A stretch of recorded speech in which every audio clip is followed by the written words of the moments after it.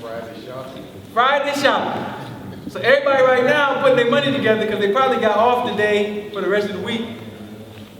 And now they want to announce, I have to look up this day. What's the card for this day? Anybody know? 9 water. No. Wow. Gonna make an announcement on that. That's not gonna be good. So what do y'all think? What do y'all think about the Ferguson situation? What do y'all think about it? I think he's going to. Y'all think this guy's going to get indicted? What if he does get indicted? What does that mean? Does that mean anything? You know, it's interesting that, just a sidebar, how people get manipulated, the methodology used to manipulate people. Because if you set a precedent, this is just how the mind works. You set a precedent for the excitement over the indictment or not, you forget the fact that he could get indicted and then be found not guilty. Then what? The justice system has served us. All right, so everybody who have seen anything about, I'm starting this off with some public things because I want to, segue into the cultural part of this. But if anybody has seen, how many people have paid attention to what happened to the brother Gurley in Brooklyn? The young brother. Allegedly, he was in stairwell, walking upstairs with his girlfriend, and the police came out, and they shot the brother, killed him right there on the spot. Yeah, he's gone now. So now, in the media, you have this thing like it's a double-edged sword now, where and this started with the Ray Rice thing. Right after the Mike Brown, they started with the impressions of the savage black man. And now, even though I don't know what's going on with Bill Cosby, it's convenient to keep that impression in the minds of people. At the time where these things are increasing, you know what I mean? Now, if you've been paying attention to what's happening at Ferguson, around Ferguson, they brought in over 125 Homeland Security vehicles about 20 miles outside of Ferguson. Of course, the National Guard was enacted. The state is in a state of emergency. I think as of last week, the governor declared a state of emergency. Yeah, they got all these things. So now, that means that somebody was alerting the governor illegally about a case and what could happen. Because you have to, let me back up. They're not going to spend that much money for nothing. Let's just be clear. If all of that money is being spent bringing Homeland Security, National Guards, somebody's already given them the jig like, this is what it's about to be. South Carolina. Anybody ever read the Kerner Commission report? The Kerner Commission? Who knows what that is? Raise your hand if you know what the Kerner Commission report is. 3 people? Oh, God. Commission. Wow. Homework. Please go find out what the Kerner Commission report is, but I'll give you some hints about what's in it. After the riots in the late 60s and early 70s, this particular report was a study on what was the cause for the said black populations to start rioting. What gave these people? And the conclusion in the Kerner Commission report, which became something that was used as evidentiary information to Congress to deal with the riots, was that the blacks who had been culturally infused with black nationalism or different types of culture that were not American were the primary constituent members of the rioting groups. And it was that cultural infusion that caused them to want to riot. Now, anybody who understands social engineering, not in a spooky way, in a socio-political mechanism, said government entities are comprised to study populations and then give reports, or sometimes private corporations like the Rand Corporation, they talk about domestic and international policy, and they become advisors to presidents, congressmen, etc. All right? Anybody know what the Rand Corporation is? Rand Corporation. Okay. So if you know what the Rand Corporation is, you know who makes it up. It's a private entity, but it's made up of former generals, university professors, politicians, etc., and they come together to study what's going on in the world for the best interests of the said United States of America. Best economic interests, etc. So this is the guise of the Kerner Commission. So that's the conclusion that they came to. All right? So now if you look in the 70s, late 70s, 80s, and 90s, the infusion of the pimp, Dolomite, club, that ideology, the rise of hip-hop, all right, and then the infusion of taking over that culture. My point is there's been a cyclical control operation to study us and then make counters. All right? So if you look at somebody like Jimmy Iovine and you understand Interscope Records and what they mean to hip-hop culture, when they came about, how they came about, and what was infused through that entity, you start understanding why Tupac had such a large file at the National Security Administration. Why would the National Security Administration be investigating a rapper? And I'm saying it to you is for social engineering, it's for understanding what's going on amongst populaces, and of course that young man is dead now. All right? So, read the Kerner Commission because it leads into what's happening right now in Ferguson, or surrounding the concept of Ferguson. All right? Now, we must understand, according to some reports, that every 28 minutes, one of us is shot by an officer. Allegedly. Wow. I don't know if it's killed, but I know it's happening. It's rampant.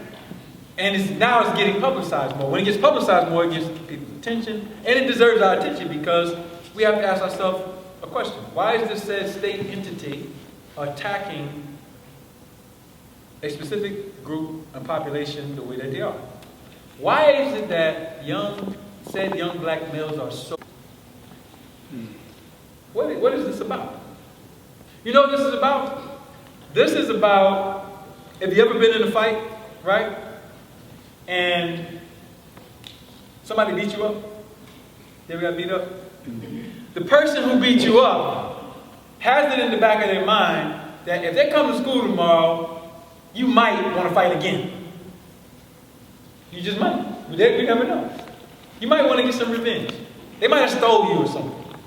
You know what I mean? And you might be like, yo, that wasn't a fair fight, you stole. So that's the psychology, that's the embedded psychology of white people towards you. I promise you, if you don't understand this, I'm going to make it clear. The embedded psychology of said Europeans who call themselves Americans now, attempting to, is that you might return to something that is from you and decide that you don't like the circumstances and you want to change it. Now, we've talked about the social rhythm that exists in this society of abuse upon our people, and we've seen it, right? That could have been one of your children. When Eric Garner was attacked and killed, I was being attacked by the police the same day. I'm suing them in federal court right now for $3 million. And they're still trying to do it. I defaulted them because I removed it to federal court, they didn't answer, and I'm just completing that. And they still want me to come to their state court. Even though I presented who I was. When I presented who I was, they were in shock. They didn't know, they didn't know what to do. That's probably why they defaulted. It's like a deer in the headlights. Because they thought, right, this is an ignorant black man who we can just beat up. But I'm so glad that it happened to me for a reason at this time. So I can be carrying out something that's evidence of a better way to deal with the situation. Way better way to deal with the situation. And this is where I want to go. We cannot stop what's happening with what we are using in the general mainstream. It's not going to work. Michael Brown's parents going to Geneva. I'm not against rioting, but rioting is not going to stop it. Because if there was any level of said multicultural, liberating, human justice for all, there's no way they would be bringing the National Guard up. It wouldn't happen. The president, vice president, governors would have went to Ferguson to talk to the people like, listen, we don't know what the verdict is going to be, but we're going to make sure that anything like this happens again. And know and understand that that has happened in other communities. Which means that if the Jewish people are breached and they run into the police station and nobody gets arrested, the reason why nobody gets arrested is because they feel like they did something that was dangerous by violating with them. And the reality is that these people feel like they can do anything to us. Mm-hmm. So, who knows? Tomorrow it might be your son. You don't know. Based on the mathematical tink that's happening, it could be you. Nobody could have told me I would have been going down to the Jersey Turnpike and end up with fighting 5 officers. You don't know. So the social rhythm that's set is disrespect. How do you change that? All right, let's do this. The infamous year. Right? Pre, post.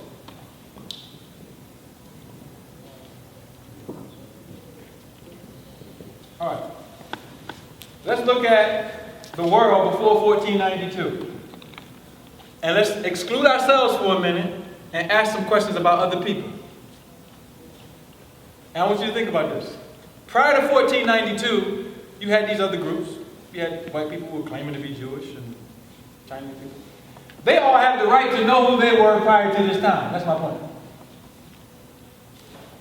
Even the Europeans trying to call themselves American, they know their British, Irish history and their Irish Americans, whatever. They know all of that.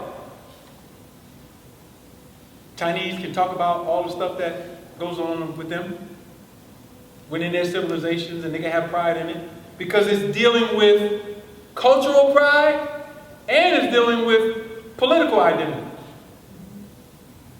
Jewish people can talk about all of their stolen history they stole from everybody. But who the hell were you before 1492? Let's talk about pre-1492 period. Now I know what you're going to say. We are all African. I know what you're going to say. We're part of Africa, the greatest empire on the planet. All right. Go find me one group of indigenous people calling themselves African prior to this time period. I would like for you to do it. Now, the only reason I'm pointing it out is to highlight the post-colonization, because this is colonization period, of course, is much longer than that. I mean, we can go all the way to the 1800s, but this is a significant year, so we can go all the way to the 1800s. Post this period, everybody else is still celebrating their identity and their rich legacy, which has a psychological imprint on themselves and on others about how they relate to them, except you. And then, in order for you to practice that, you have to become a fiction.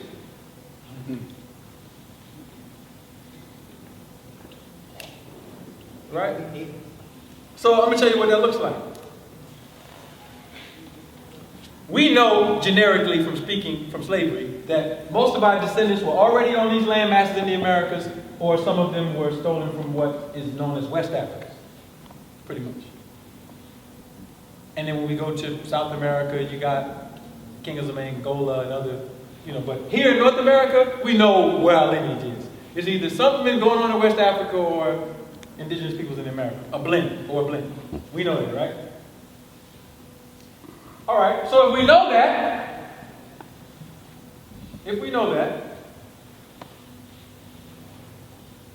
I'm not trying to negate something. Why is it, how can I present this? I don't want to confuse you. If we want to celebrate who we are as a people, right? Where is our distinctness? Because we're everything. You talk to black people, and you find, what's your root? I'm a Buddhist. Buddha was black.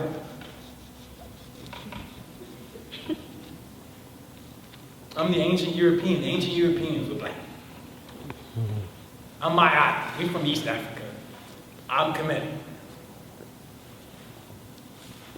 No, I'm not Kemetic. I'm Europe. And we just keep going and just keep going and just keep going. Now, nothing is wrong with embracing those particular civilizations, right? But here's the issue that I want to raise.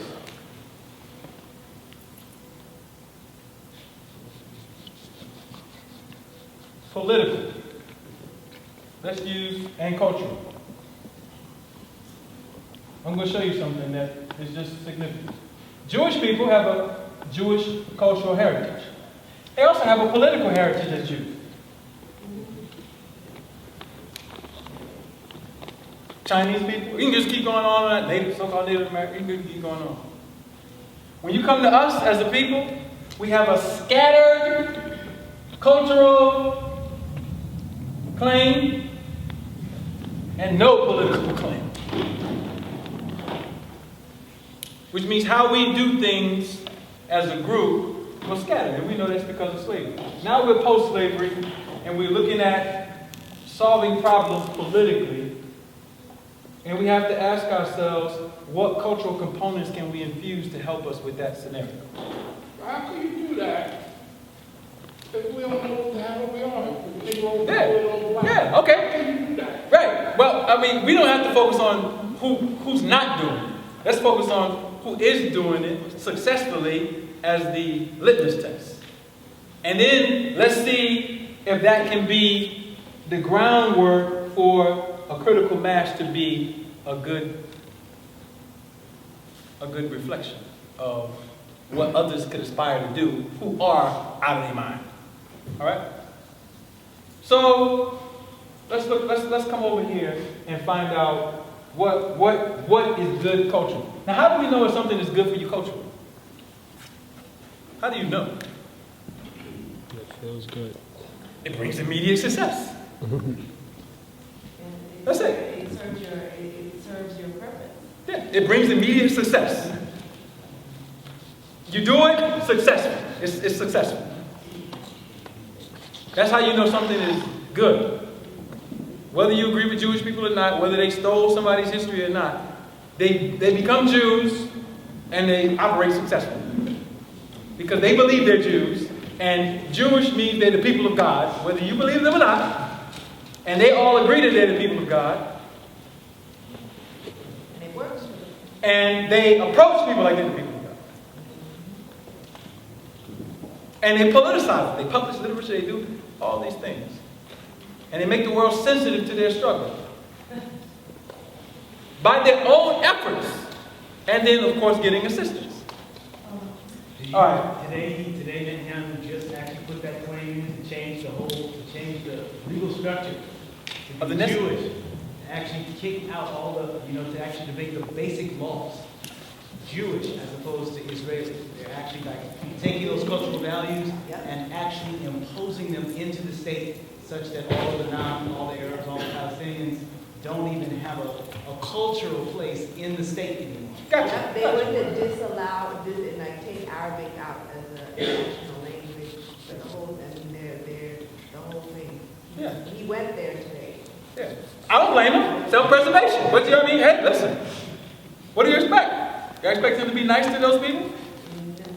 All right, so that's, we have 12 minutes, this is 12 areas of life we're going to deal with. Self-defense. Okay, let's deal with it. How you defend yourself, defense and intelligence. Okay. Intelligence. Education. Economics. Health. Economics, health. Intelligence. Wait. Health. Defense and intelligence go together. Science and Technology, science and technology. Jural. All right, just put Ministry of Justice. Births and deaths. All right. Birth, death, and forensics. Art and culture. Huh? Art and culture. Art and culture. Yep. Spirituality. Cosmology. All right. Spirituality, cosmology.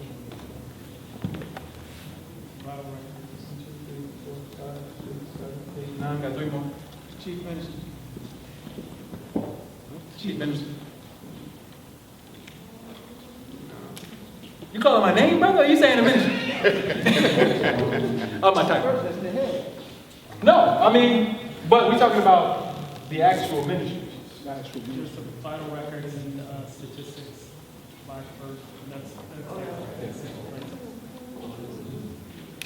Come on, y'all.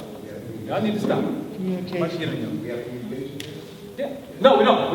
We didn't put communication. Communications and diplomacy. The agriculture is under health. Protocol. Community action and family. Come on, y'all.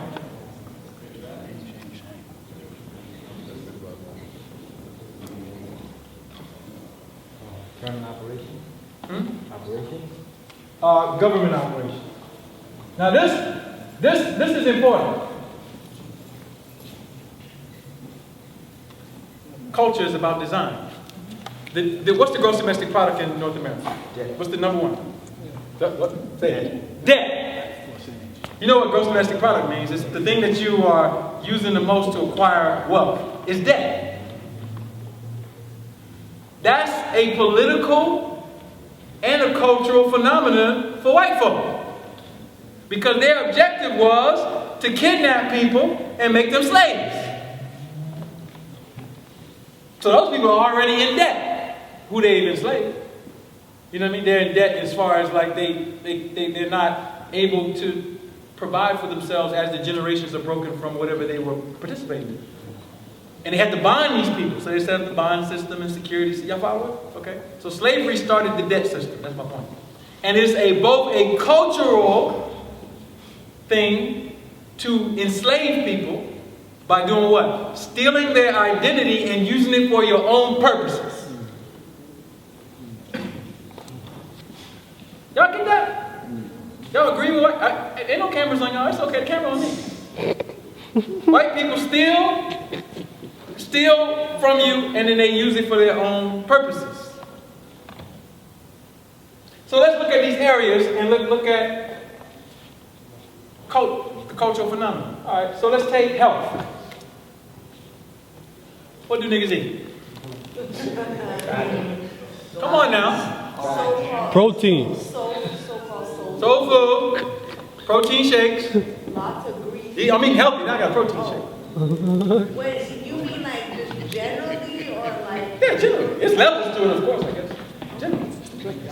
McDonald's. Sad diet. McDonald's. Now what is that doing to us? Killing. It's making us sick. It's giving us high bills from the... We got insurance, but we're still paying hospital. You know, we in debt. They about to foreclose on the house. It's causing a problem. The cultural aspect is causing political, economic fallout. So it's not culture. So then we adopt African culture. Then what do we eat? Bush meat? Bush meat. We eat whatever we believe that those people say we should be eating. Or we become Arab and we eat what they eat. Lamb. The question is, what would empower us? The answer is, most of us don't know. Because we have to have a groundwork to say, if we lost the knowledge, we need to experiment to see what would work for us. So now you got the growing knowledge of, let's not eat the flesh anymore and get off of the starches because this is bad. This is not good. And then, let's be vegan, and then let's keep going further into studying how we should empower ourselves. So now we're looking to be healthy, one, and because we know food is going to affect our overall intelligence and a whole bunch of other areas, we want to have all those areas in order. Right? But culture should be rooted in science. Or at least the science of life. It should be measurable as far as the success of it. Right? It should be measurable. So in what we call slavery, we lost a lot. We lost a lot of stuff. And now we're trying to get it back. But if your child and their children and their children are following the standard American diet, you have to understand there is no culture in that, and that's a lost group of people who need help. That's how they should be identified, by people with sense. And the people with sense we're going to go through these areas, the people with sense should know what to put inside their bodies. They should know what health is, not just eating, but psychological health, all the other aspects. And what I'm saying is we're in trouble. We're in trouble. We're in trouble. Specifically here, and we can grow and make it international, but so-called African Americans are on their last leg, homie. Like, it's beyond the catastrophe. You can't even label it catastrophic. The reason why you can't label it catastrophic, because each of us can close our eyes and imagine 4 generations from now what it will look like based on the current schematic of motions.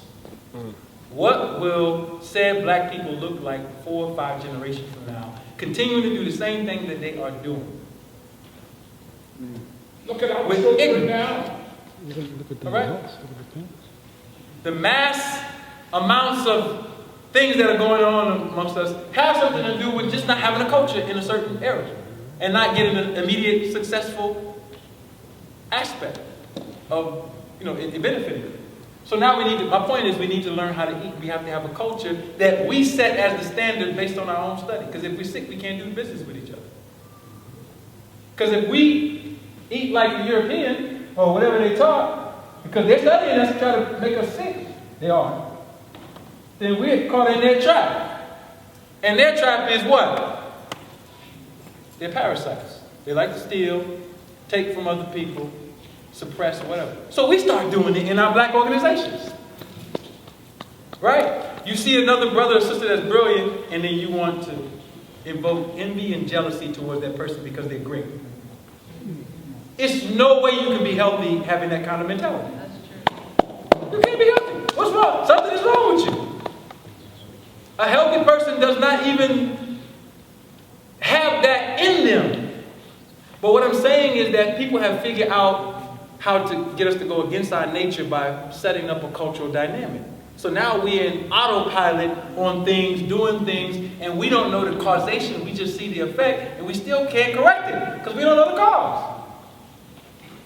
In order to know the cause, you have to have a paradigm and a dynamic to invest to know the cause. Why are people celebrating Thanksgiving and Christmas right now? Because somebody told them that it was Thanksgiving and Christmas.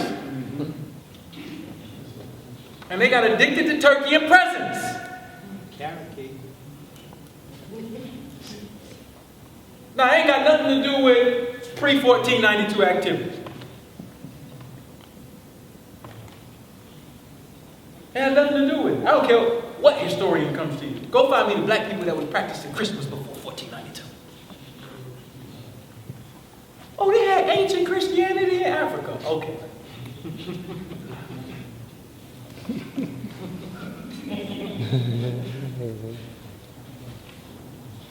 That's belief. That's belief. Now, the people who constructed the social engineering during this period, they are by far not stupid. Matter of fact, if you knew how they thought and how they were able to dominate you, you would consider them wizards. At least psychological wizards, not, doing, magic, but psychological wizards, the way they can run circles around our minds. Not that we don't have the potential to be more intelligent, we just are, it's just suppressed because of all these vices. So, let me highlight something. What was the first Thanksgiving set up in the United States of America? Anybody know? I'm going to show you, I'm going to give you an example of this cultural manipulation. Anybody know when the first 1624? Who established Thanksgiving as a holiday? Come on now, give it to recent. George Washington. Yeah, George Washington. George Washington, as the first president, set up the first national holiday called Thanksgiving. Now, I know you got all kind of other theories about it. Wampanoag had a meeting with Europeans. All right, there's no documents of it. But we do know that George Washington actually has it a part of his diary, and it was a part of the political processes for him to make a proclamation for the first Thanksgiving in 1791, I believe it was. So, the documents are online. Just put George Washington Thanksgiving into your Google, whatever search engine you use, and it's going to all come up. So, who is this guy? Who is George Washington? First president. He was the First military commander. under the Constitution. But before that, he was a military general. He was a military general doing what? Slaughter of the Native Americans. Right, fighting against the natives. Him and along with all the other said founding fathers. Because that's what your children are going to learn about, during this time. They're going to get them in the Christmas spirit and, give them the Holy Ghost, and they're going to be learning about all these murderers. That's a cultural phenomenon, though. I don't care if Thomas Jefferson was a pedophile or not. You're going to respect him on President's Day. And so will your children. Now, the people who know better, what do? We should be publishing literature and teaching our people. Yeah, they did the Indigenous Peoples Day. Yeah, so it's happening. But it's only happening because somebody, you had massive group of people with knowledge. They say, this is not good. You can't celebrate Columbus Day. So you change people's minds, you change what goes on. I'm saying our people got all the benefit because we got a lot of stuff to change. So anything that's tailored towards this type of stuff, it helps us. So George Washington set up Thanksgiving. Now, why did George Washington set up Thanksgiving? Why did he choose this day? Why didn't he choose January? Why didn't he choose another? Why did he choose? Why did he choose late November for this particular operation? I don't know this for certain, but I'm assuming that it's because the intention was to usurp some of the native harvest celebrations that were going on during that time. So that's what they always do. So that's my guess. They they superimpose their thing somehow onto something that's already there, and then just mess it all up. All right. Yep, that's exactly what happened. All right, so I want to give you something so you can, because now we're talking about politics and we're talking about culture. And I said culture should be rooted in science. So white folks understand this, I'm going to prove it right now. All right, so anybody know what this flag is? What flag is this right here?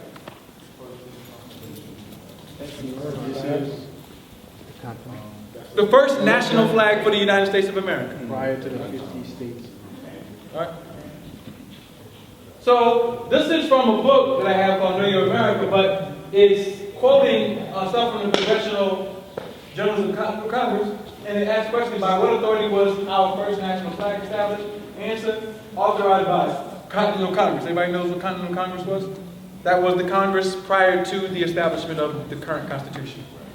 From 1781 to 1788. Quote the exact language of the original flag law. Answer, resolved. That the flag of the United States shall be 13 stripes, alternate red and white.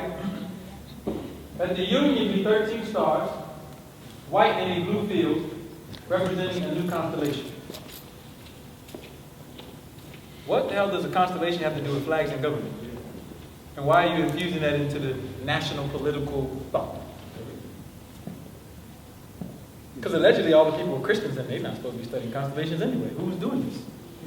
The president who was here when the national flag was created was a Mason. This guy.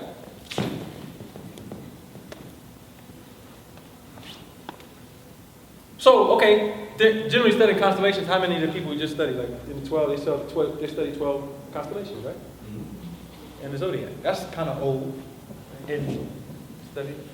So what would be the new constellation? I'm going to tell you what it is, because this is in the ephemeris of George Washington. Let's see if we can. That's not it. Go back. There it is. You ever heard of this constellation right here? Write it down. I think I spelled this wrong. I think there should be an O where the first U is. But when you start researching, I want you to know what it is. The Constellation Ophiuchus is a man holding a serpent. All right? It's a man holding a serpent. It's between the constellations Scorpio and Sagittarius. All right? So what does this have to do with anything? All right. So why are they has anybody seen the picture of when they first started had the colonies and they had the 13 colonies broken up into a snake? Oh, yeah. Where they had the original 13 colonies, they show it symbolized as a snake and it's broken up into 13 parts. Yeah. What's the significance of the number 13? Why are they using 13? And what is the significance of this? And why are they putting it on the national flag law? And what does it have to do with anything? It's usurping somebody's culture. Now this is the Masonic usurpation of indigenous culture that I'm about to show you. Now, check it out. Whatever was going on prior to George Washington amongst people, they weren't celebrating Thanksgiving. White folks don't celebrate no thing. They didn't know what that was. That popped up amongst a bunch of Masons who was supposed to be a secret society. And they were the predominant groups who were the generals or whatever who enslaved, conquered the indigenous populations. So guess what, folks? They kept all the records. And they passed it around in their little libraries or whatever. So what's the gig, Ali? What you talking about? Well, I'm telling you that white people know you real good. You meaning your lineage. So when they made Thanksgiving and the Christmas holiday all around what they're making it, I asked you a question. When was the first Christmas celebrated? 2,000 years ago? I doubt it too. I doubt it very seriously. Anybody know when the first Christmas was celebrated? I'm going to show you the trick because you're going to look it up and then you're going to give me the wrong answer. You're going to look it up and then somebody's going to tell you, oh yeah, it was celebrated in 336 AD. Some bishops in the Catholic Church got together and they had a document that dealt with the nativity of Jesus. Well, if Jesus was born around the year 1 or 3 or whatever, why did it take 330 years before y'all start celebrating his birthday? And who remembered? Who's 300 years old? Made you feel like you was like, what the fuck are we doing? That's better yet. Let's do this. How is it that you're using the AD calendar when we know for a fact that there are no documents that use the AD calendar before the 14th century AD? So what was you using before that? To keep time on documents. This means that the document that you have don't even bear the date on it, and it doesn't. So who said it was in 336? It might seem insignificant, but it's just how lives get buried. So now somebody messed with time, they mess with events, and then they impose whatever they wanted to impose on you, and it's working. It's working. But wasn't this the first? Oh, I got it. Yeah, it was. It was, Pop. Like colonization? Nah, but we going deeper than that. We about to go somewhere. We about to go into space right now. You're gonna have to put on your spacesuit. It's working. The issue is, it's working. Y'all follow me? I'm not trying to set up a complaint mechanism. I'm saying, anybody know the formula for working here? The physics formula for work? Come on, let's go. Y'all supposed to be more scientists. Y'all better know something up in here. Niggas can only add in here, y'all more scientists? Energy. You know how many books I can pull out on mathematics for our ancestors? Come on now. What's the formula for work? Energy. Because no, so if something works, we have to know the formula. What's the formula? Work. Oh, please, come on now. I'll give you $20. Don't hurt me like this. All y'all brilliant people. Anybody a mathematician? Energy plus force. Come on. Okay, there you go. Force. Force. Times energy. Times what? No, force is the Movement. movement. This is what they use. Distance. Distance. Okay. Force Equals times work. So if something works, it's moving through time and space successfully with some type of force or energy backing. That means it's propelling itself into reality. So why is what white people working and we keep getting shot? What we're doing is not working. Y'all follow me? Yes. Now we can complain all we want. That's emotion. That's fine. And emotions are actually good because they remind us of usually what we should be doing. Right? Those are the archived memories of what we should be doing. And we're human. We should be sharing. But there's an issue here. It doesn't matter when you feel like something is right. If it's not working, it's not functional. Does that make sense? Yeah. So my point is, stop complaining about what white people are doing. Study them. It's working. Why is it working against you? Because they know something that you don't know. I already pointed out one thing. These people are putting cosmology into political discussions about politics. And it doesn't make sense until you merge the two. All right? So these wizards, they're putting together these things. Now, they got this. Where did they get this from? That's the point. Where did they get this from? Where did they get this discussion? Why would he start a national holiday season and root it in something to deal with astronomy or astrology? What would be the purpose of that? Because I'm pretty sure they didn't have pamphlets they were just handing out to everybody in the public. How did they know everybody was going to eventually get onto the idea?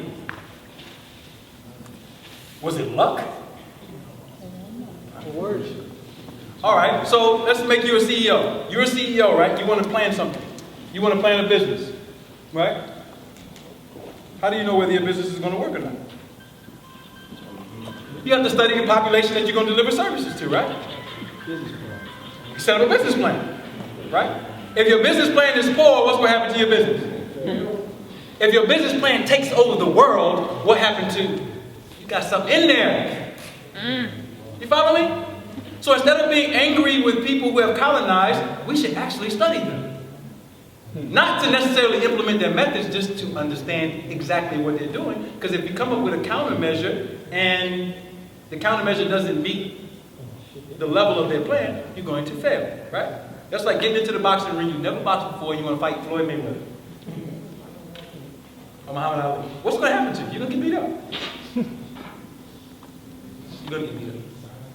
How many people here want to get beat up by white people? I don't think y'all. I think that 10 generations from now, you want to see your people successful, right? So how are you going to be successful if you don't know what they're doing? The answer is you cannot. The answer is, yeah. But if you're in a war, you want to know. You want to know. You want to know the potential. All right. So where am I going with this? So these 12 areas right here, we already proved we're in a deficit in health, right? We don't know what to eat, so we're in trouble because we can't even protect the space vehicle that we're in. So how are we gonna deal with all the rest of this stuff? You know what happens when niggas, when they get into politics and education, they start doing what white people told them to do. That's it. So why y'all complaining about education? That nigga eat pork fried rice. What you expect for him to do? Y'all get this? How many people eat pork fried rice? We ain't gonna put you up. Give you a glass of water. All right, okay. You're beyond that. You're vegan. You're vegan. You're vegan. You're beyond. Anybody got a farm in here? Would like to. You do. Working on it. All right, so the point that I'm making is that the holiday season that was set up in 1791, nobody knew what was happening except this core group of people. Now, you got the whole world practicing what they put into motion. So these people are not dummies. Right? They knew what they were doing, they knew what they were using. They were using stuff that was from amongst the people that they were around. So, if you study, I don't want to take this out too far, but if you study astrology or whatever these ancient sciences are, you'll know that these are based on living rhythms. Like, you know, there's a reason why people go to bed at night, because the sun is gone. And that's a circadian rhythm, all right? So, the heavens or the celestial orbs, the energies that are around, they affect us. That's real. So if you're going to start a government and you want to steal from some people, you better use what they had, or else you're not going to be successful. I'm talking now about Europeans. So if you pull the mask off of the political science behind what Europeans are doing, at the core of it, you have core groups of people who understand where this thing was initiated from. That's my point. All right, so let's go back. Wait. All right, so when you look at this, they're talking about constellations and stuff in the journals of Continental Congress and a whole bunch of things, and they're using the symbolism of 13. Now, I don't want to blow it a fuse. Did everybody drink water today? I don't want to blow no fuses. I don't want to blow any fuses in here. Why were they using the number 13? It's all around you. It's probably insignificant, less significant now than it was at the time that they were initiated.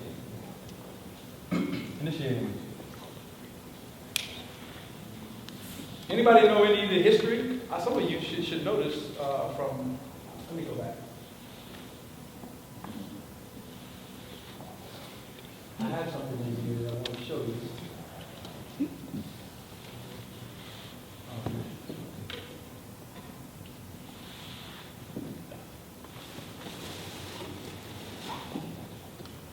All right. Give me a moment. There you go. Okay. If you want to have a plan, like we're talking about government in here, we're talking about civics, we're talking about political rhythm, we're talking about a whole bunch of things, and we also address the cultural fallout amongst our people. If we want success, we're in a stage of reconstruction of culture. You have to understand where we are, right? We're in the reconstruction. So we're in a study phase, like you're in the testing phase. No, this doesn't work, this works, this doesn't work. So we have to know where we are, right? And in that testing phase, we have a core group of our people who are striving to become better and be successful, etc. At some point, right, we have to have more of a synthesizing. And that comes from people kind of pioneering methods. What we're advocating in our political jurisdiction is we've done a lot of homework, right? And all we want to do right now is educate people and give them the option of testing it too, right? Whether it's business, finance, or whatever.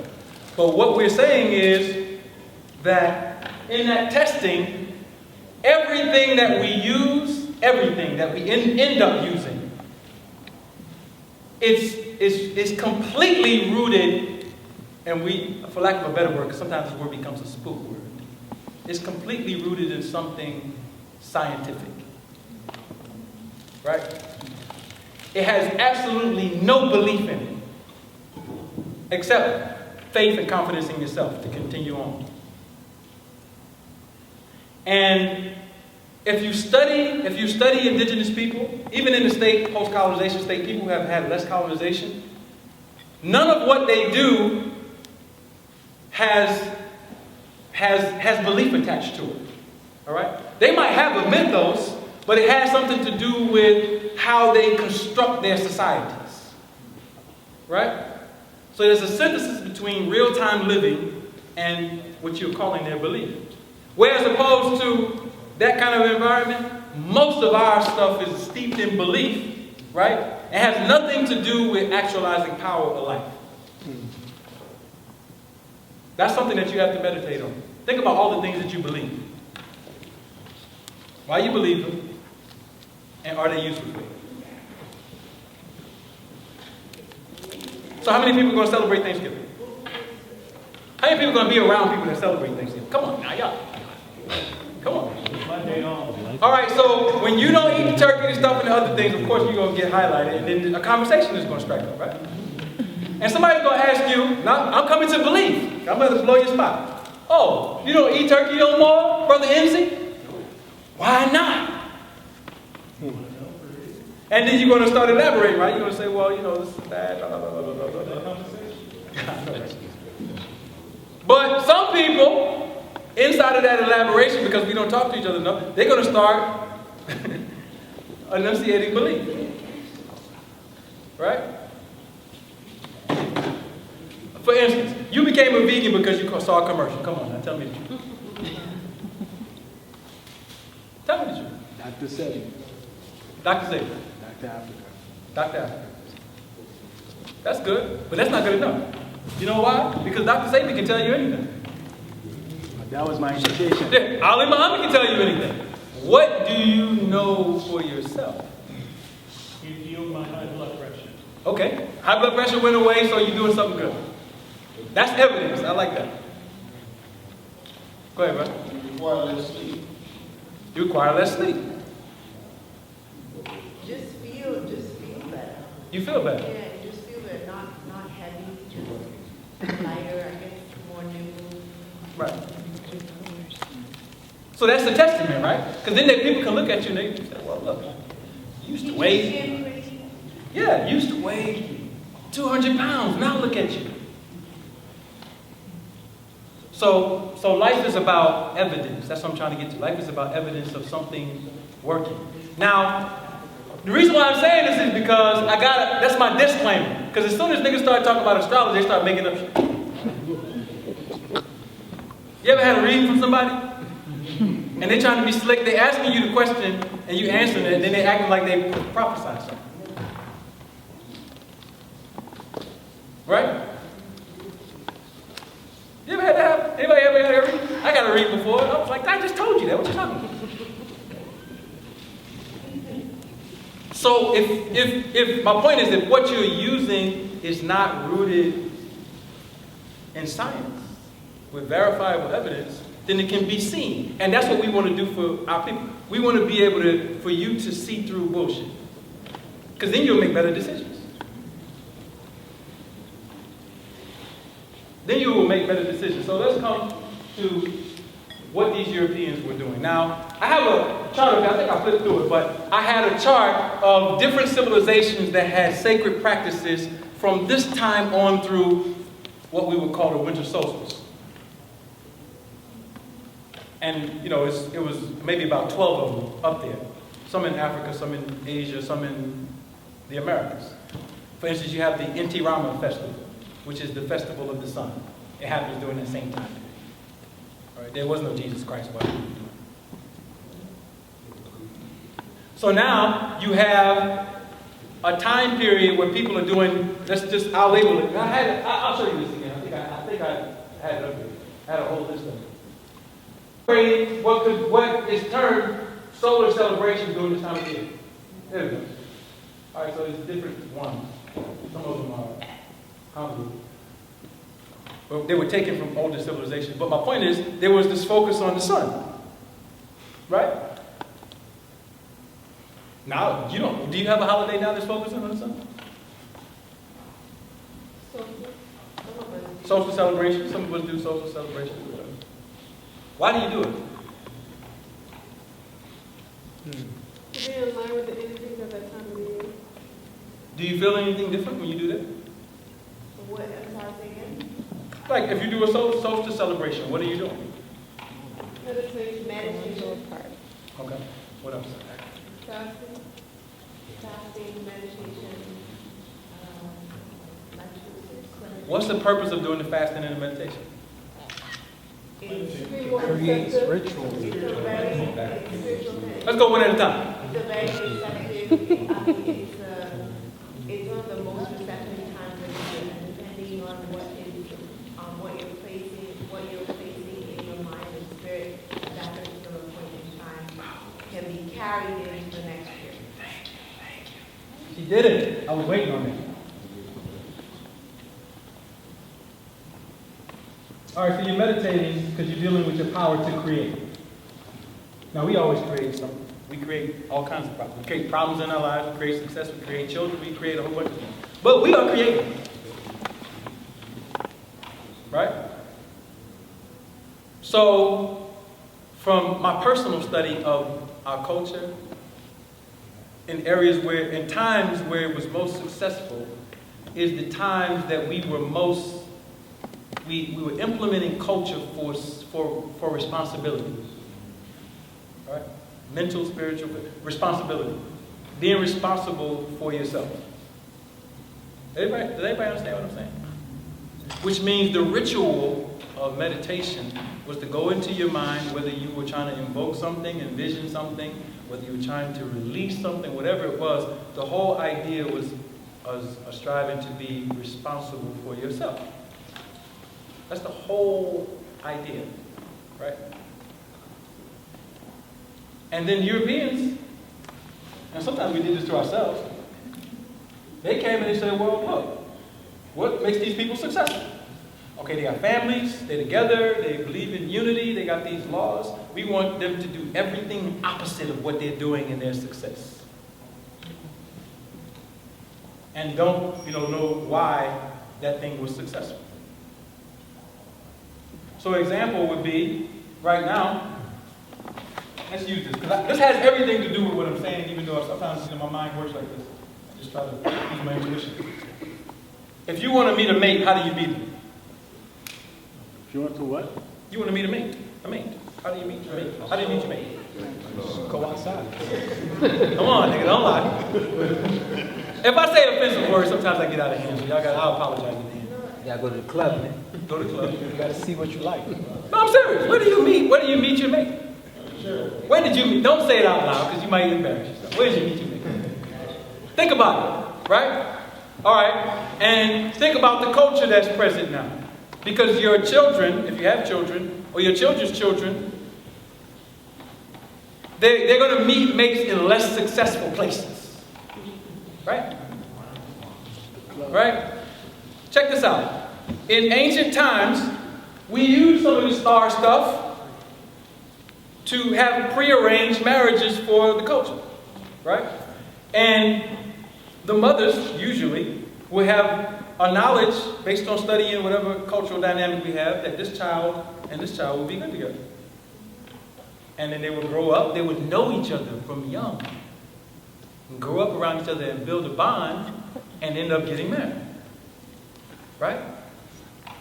Now, it's dangerous now. You meet somebody, you late 20s and 30s, hell, you don't even know if they're a woman, a man, or not. Yeah.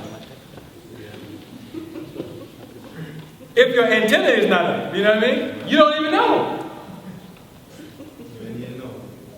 I mean, they could just drop some CYP19 gene all up in there, and then the dude is growing breasts, and you don't know. They just give him the surgery, give him a vagina. I'm trying to give you some incentive not to go to the club to meet somebody. Don't do it.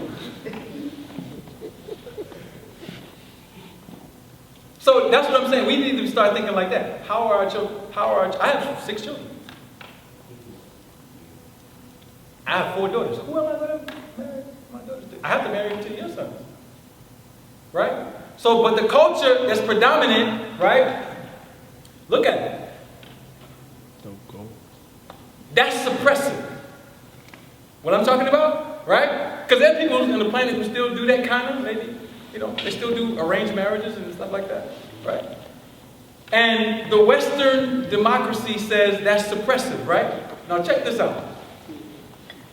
Check this out. I'm going to show you what I'm trying to get to. You might have somebody that thinks they're myotic, right? They're myotic.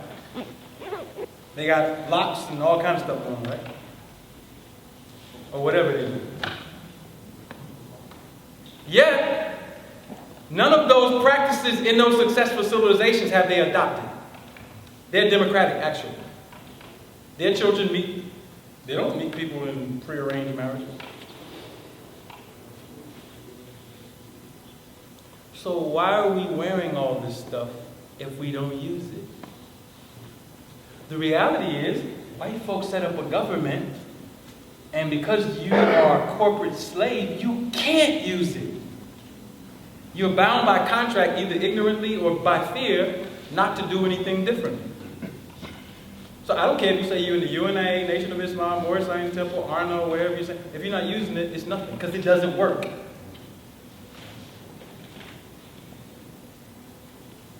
So now, your children grow up gay, celebrating Thanksgiving. Because they don't know who they are. The conversation is not had, and the conversation is not being had because we have to continue to educate our people. But the most important thing that we can do, check this out, is educate our families. Because if you have children, that's your investment that you have. You can determine some things. If somebody's 40 years old and you're trying to give them a knowledge of self, it might not work.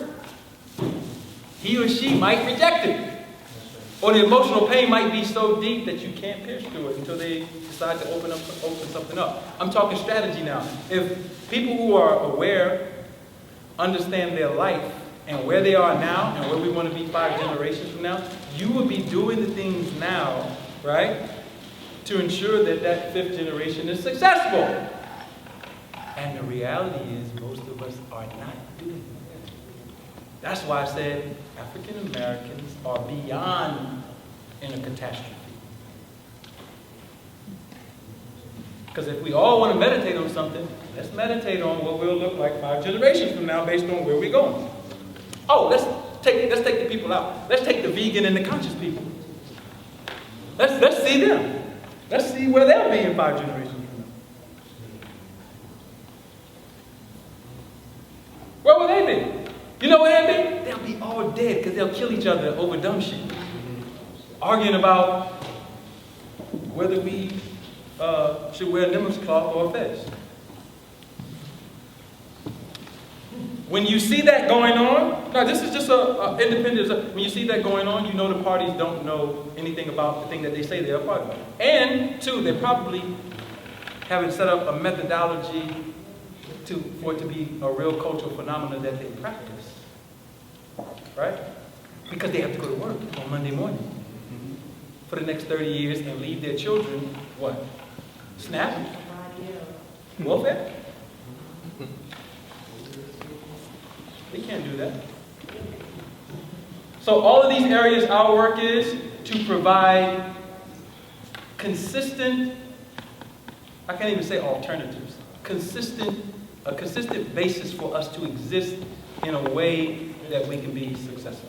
That's what this project that we are operating is about. All right? That's why we're invoking this particular project.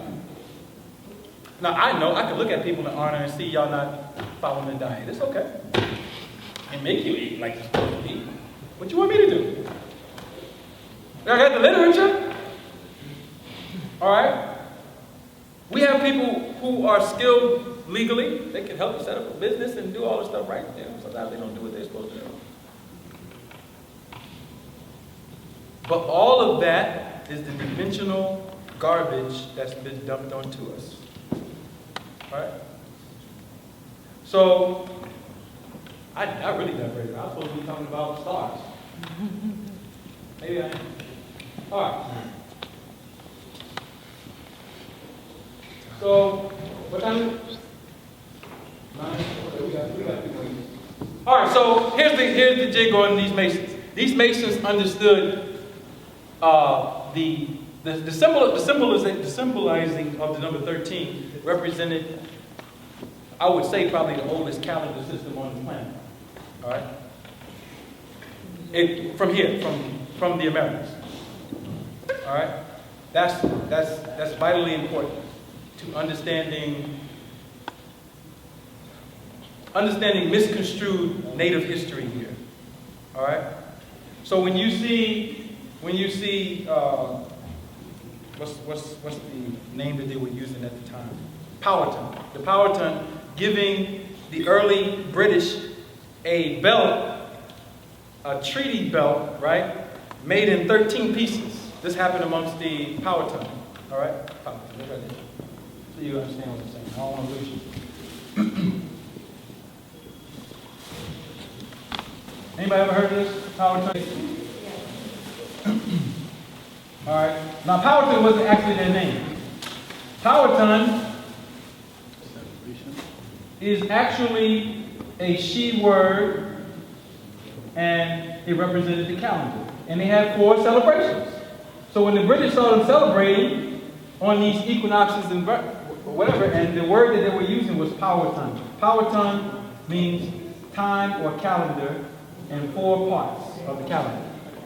All right. So when we wrote the book Aboriginal Heritage, we put the glyph from Mesoamerica to show the word Powhatan. So a lot of the names that you have in North America, even for like some of the states, they come from ancient names. All right.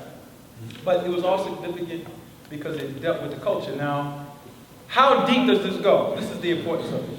We had a calendar system and culture, and we can go back and study those particular things. But this is what we have discovered in our work in art. All of this stuff, studying the stars, the primary purpose of the design of it was to study the human body. All right. So how can I bring that home? Let's see. I think I have something in here. I might have to change slides.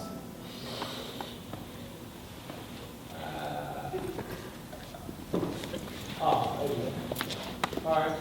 That's the men's. I don't want to talk about that. Well, I do, but I want to do it in this way. All right. Everybody has a birthday. I can do it like this. Everybody has a birthday, right? Yep. And you're born at a certain time, and you celebrate your birthday every year, right? You have a party or something like that. People do that. But the time that you were born, right?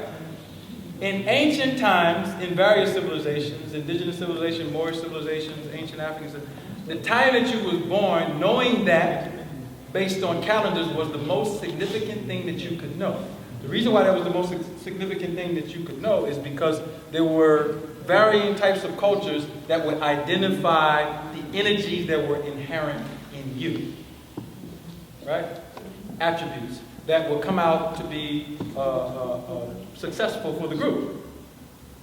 So now, generally, if you're in the Western world, you use astrology, I'm a Capricorn, blah, blah, blah, blah, blah, blah. And you find out when you were born and you use those energies. That's a later version of older sciences, but it's significant. The reason why it's significant is because the more you know about that specific moment in time, the more you know about your particular purpose in being here. Right? Yeah. Not only that, I'll give you an example. If you gave me your birthday, all right, just the time, the date. I don't need the time necessarily. Time will help me with the date. I could give you what could be considered a reading, a biological reading. And I've done this for some people, where I could pinpoint the inherent weaknesses that you inherited, or strengths that you inherited from your parents. And we won't use the word genetically, but we can say that. That's the level that these studies we're into. Now, why is that important? It's only important because if you know that, right, then you can, if you have foreknowledge of energies, you can do something about it. Right? I've done a reading for someone, and I told them that, they were having some serious marital problems. And when I do readings, I'm kind of raw, so I told them, like, yo, your husband's cheating on you. And you should bring him into the consultation. She was like, well, why would you bring him in? I was like, because I'm going to prove that he's not being faithful. And if y'all know it, y'all can do something about it. Because what I said to the young lady is, I don't want to disrespect your family. And more importantly, before you go and start doing the nigga stuff, break up with somebody. You know how we do. Like, nigga, you cheating on me. But what gave rise to that moment? Now, why am I saying that? I'm saying because we deal too much with effects and not with causes, right? And if we develop a spirit to deal with causation, right, it will create a greater level of unity amongst us. Right? Because once you start dealing with the cause, you don't know why that person is doing that. Maybe they saw their father doing it to their mother. And it's a subconscious issue that they're dealing with that they've never dealt with. And they're like a robot walking around, which in some ways, when you don't have the cultural understanding to approach the matter, you are a victim. You are. Because you don't understand the psychological underpinning of why you do things, which means you don't have a knowledge of self. And when someone doesn't have a knowledge of self, you don't chastise them. Right? You give them the requisite knowledge that they need so that they can heal, and if they're a devil after that, chop the damn head off. That's right. I'm saying that to say we have to be empathetic to our people, because sometimes we complain and we think they know better. They actually don't. They haven't put it together. And with the culture that they're under, they can't put it together. And until they are extracted from those environments and given the real requisite knowledge, I'm not talking about a goddamn Facebook post or whatever. That's not education. All right, education happens in intimate conversation with someone who knows, what they're talking about. And then that gives a person time to reflect. So when she brought her husband on, I said, well, brother, I need to ask your permission to do something. And he's like, okay. Well, my wife told me that, you're doing some readings, and I had a reading. I said, no, I don't do readings. I said, I know exactly what's going on here. I'm going to tell you what I see, and all I need everybody on the phone to do is, if they're willing to, is be honest, because if you're all together, y'all got a family, y'all need to heal. I said, oh, sure, yeah. I said, well, brother, you're cheating on your wife.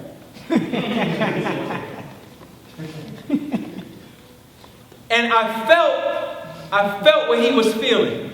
He didn't say anything, and that was the indication that I was kind of correct. His first impetus was to say that he was not. Right? But it's because of my intent he couldn't do it. Right. Because my intent was to help them stay together. And for him to be honest, and I didn't ask the question like a nigga. You see what I'm saying? It didn't come out of that spirit. So he started crying. At that point, I'm like, okay, well, I can't say nothing. I gotta, And then he said, yeah, I did. And he was quiet. Because sometimes therapy is not some scripted shit that you can put together. You're in the moment, so I'm like, wow, I gotta say something in a minute. I was like, well, do you want to tell your wife why you did that? He's like, yeah, I'll tell her. So he starts going through, he's not happy, he takes care of everything, and sometimes he feels like she's lazy and she doesn't help him, and she doesn't, what's the word? She doesn't show him enough compassion. And her birth energy held that. She's like that. She had a lot of Saturn energy. Right? Saturn energy just means like kind of cold sometimes. So she started blowing up. That's not an excuse. Yeah, she's going, I ain't saying nothing. And then they just talking. They just talking for like, just going back and forth talking. And I said, well, I asked him. I said, well, how did you grow up with your father? He's like, yeah, I grew up with my father. He was in and out. About him, my mother would break. I said, well, what was going on with him? Well, he was having. I said, oh yeah, that's what you saw it when you were young. He's like, yeah, I did see it, but that's not why I'm doing it right now. I said, maybe it is. Maybe if you would have had the encryption of a loyal father in yourself, then you would behave differently when you have an issue. You will communicate. You get like that, brother? Sometimes we get angry in the house, right?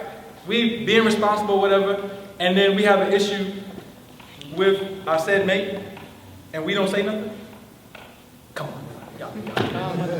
Right? We hold it in because it's the masculine thing to do, right? But there's a part of you that's feminine that you're supposed to invoke in that communication, and it will bring you closer to the woman. But we usually taught not to do that.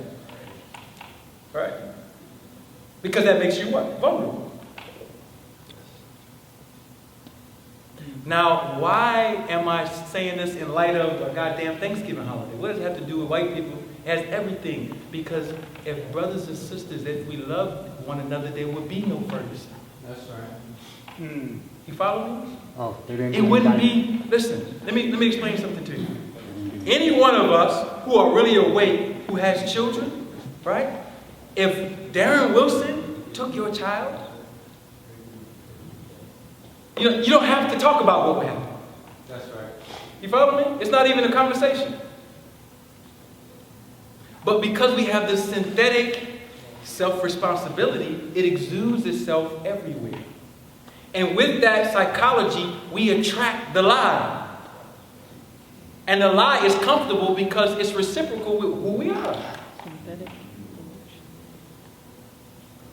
So don't ask me why black people celebrate Thanksgiving. Right? Because they haven't begun to talk to each other to deal with their issues for real. Listen, Michael Brown's family can go to Geneva if they want to. I wouldn't put the statement upon them, but I wonder if the men in the family got together to discuss what they would do. Because of the loss of their son, nephew, whatever. Did they get together? Then they talking to Geneva? Now, look. White people do that.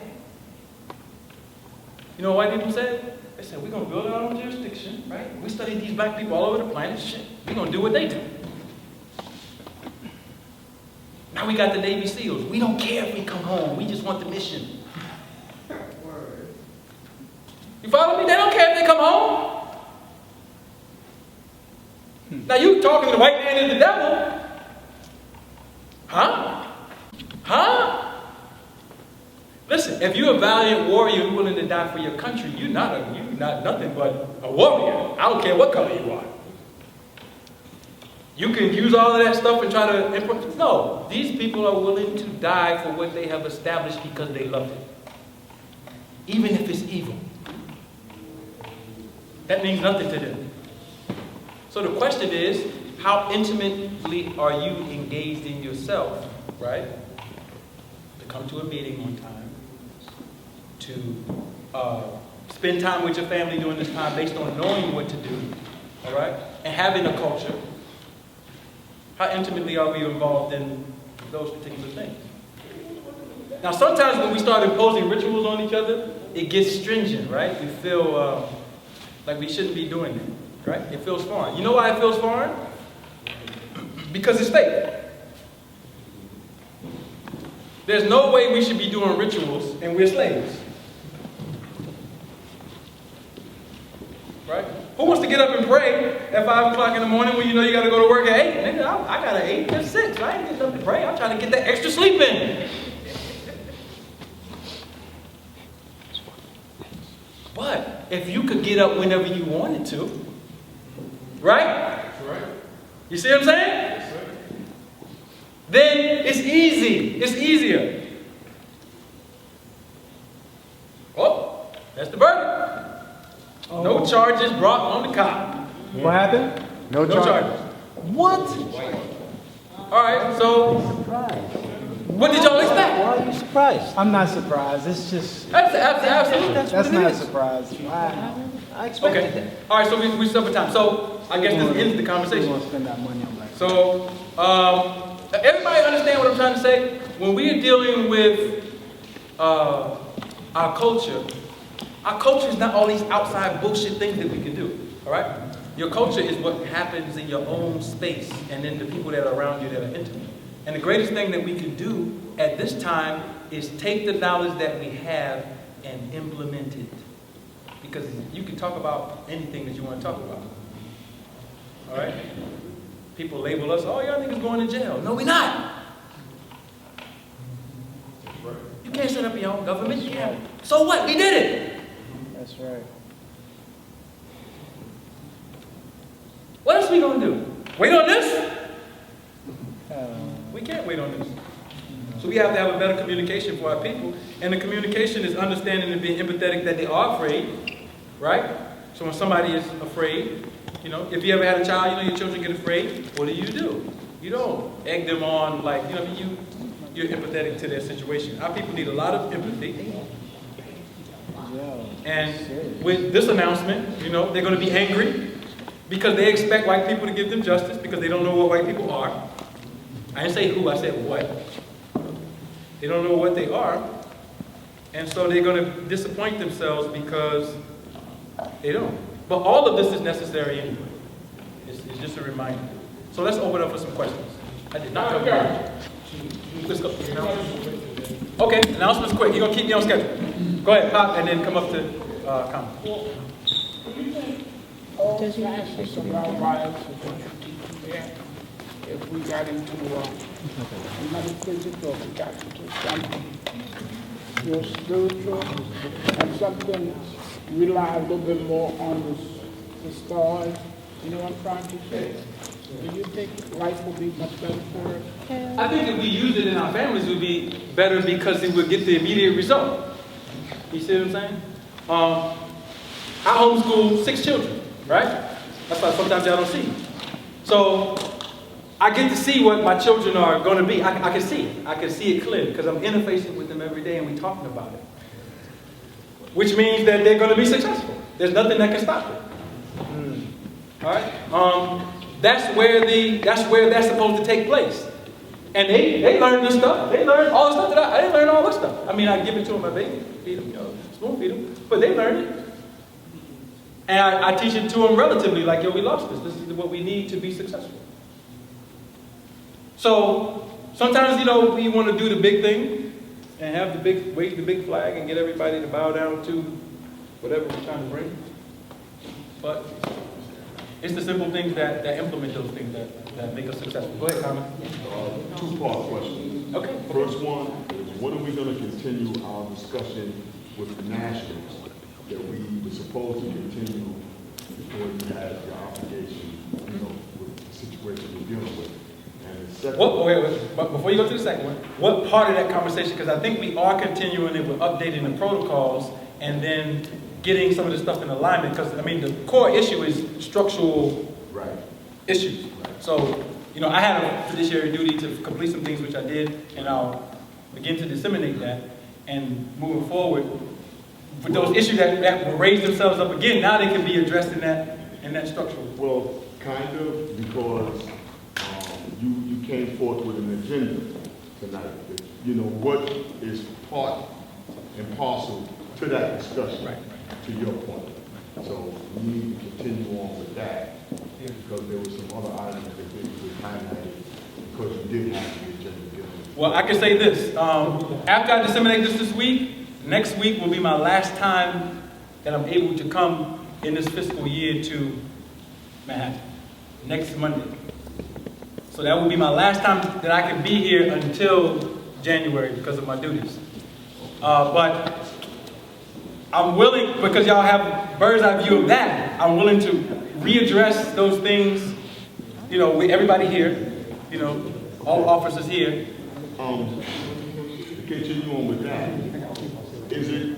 would it be too much of a demand of you, since you can't be here, if it would be possible for you to be available through some type of conference call so that if a question is asked that the local ministers can't answer, then you would be able to answer it? Yeah, if I'm home on a Monday and I can't make it, y'all can Skype me and put me on the joint. Well, if you got the kid, you should be home. Yeah.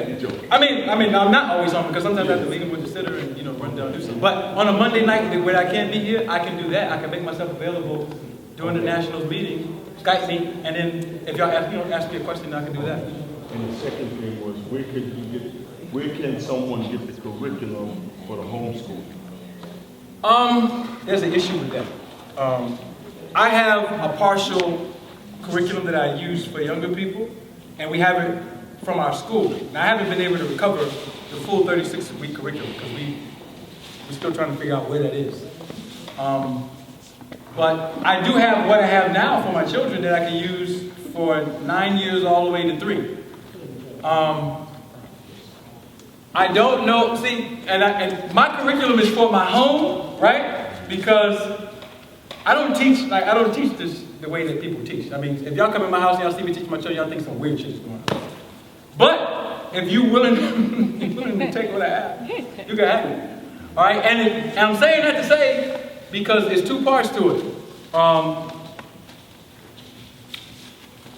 There's 2 parts to it. There's a part that I teach my children that has to do with specifically my private election. It has nothing to do with just generic indigenous things, all right?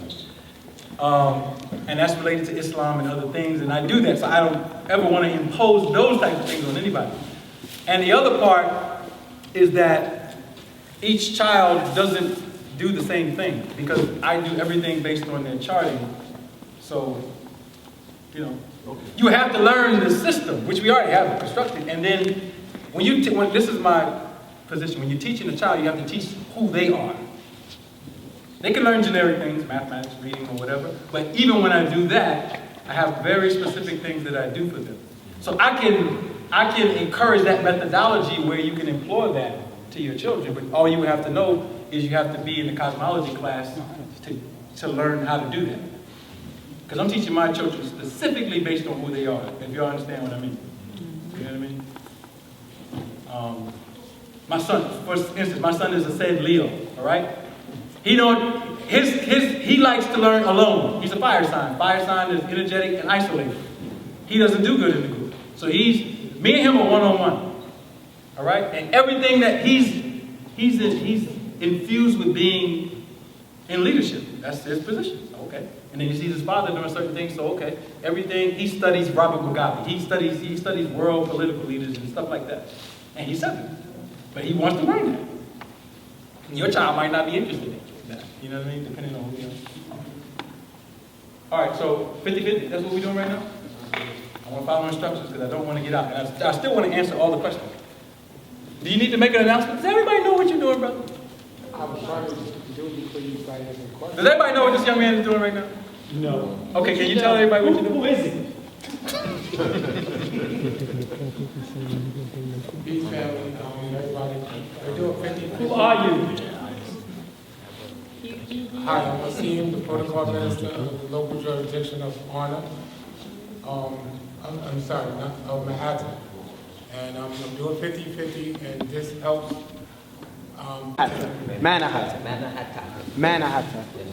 Like Manhattan, just without that. And there's other jurisdictions, other local jurisdictions. Do you have to have only one jurisdiction in a state? Do you have to only have one local jurisdiction?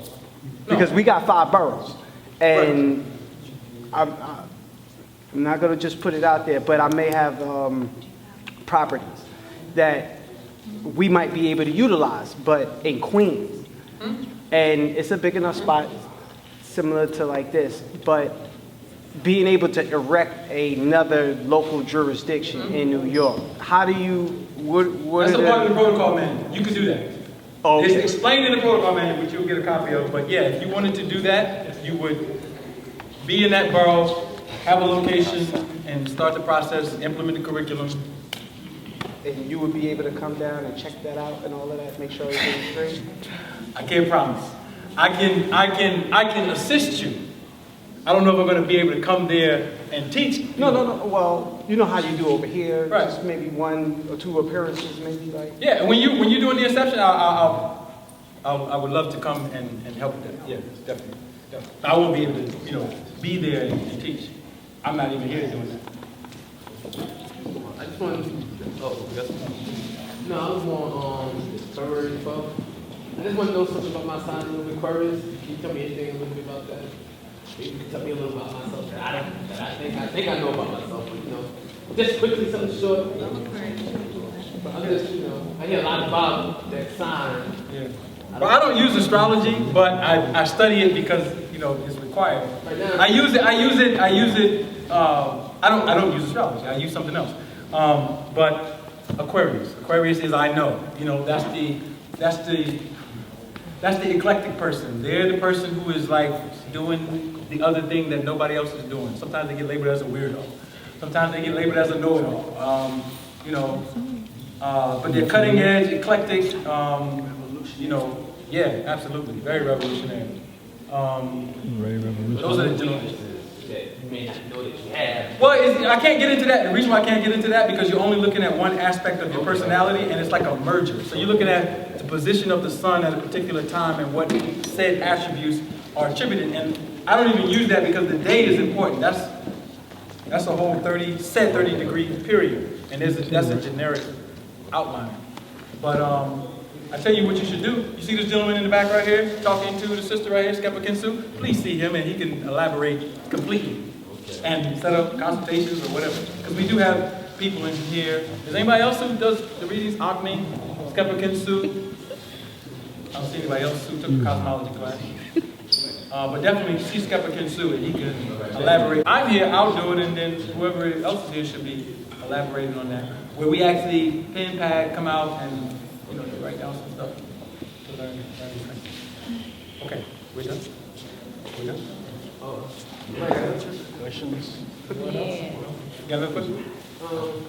Okay. I think I got like a decent job, and I need to get out of here. Family, study, I'm caught up in that, trying to find a way to detach myself.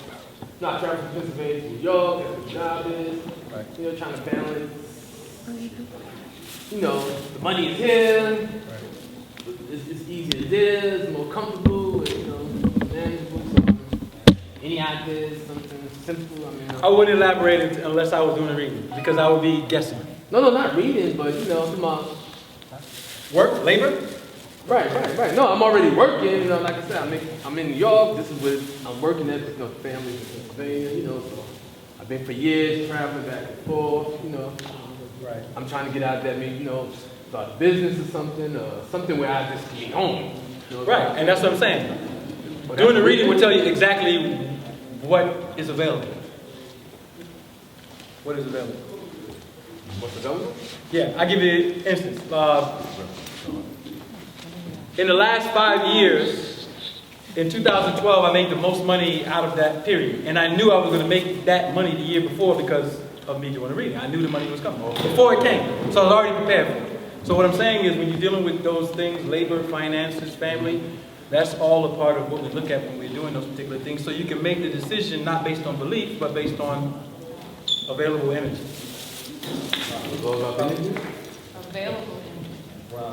Yeah, because you can do anything with energy. You can kill yourself with energy, or you can.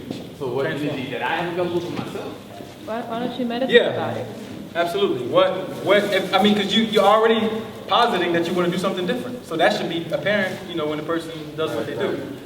What you are going to pinpoint as the particular plan will be based on that conversation. You know what I mean? And that would be just asking questions about, what you like doing. Sometimes it's not the money, it's not knowing what to do. Something. Right, exactly. But that has to come in the conversation. I could not possibly do that right now. I'll be doing you an injustice. You know what I mean? And I don't want to do that. Real quick, is that an everyday thing, or would that be just a year? You were saying that that's you every day. Out before. That's so every day. You do one every year? You can do a yearly reading, you could do a daily reading, you could do a weekly reading, you could do a 28-year reading, you could do 25,000. Okay, yeah, you could do all of it. The system that we use, you could do any of those. You could do a second reading and find if somebody's lying to you or something. I don't know, anything, literally. You can do the card. Yeah, well, that's what we talked about with Skepa Kinsu. All right, so are we done? All right, so I know I have to see a few people before we leave out of here. So let us just break down this equipment and then get ourselves together.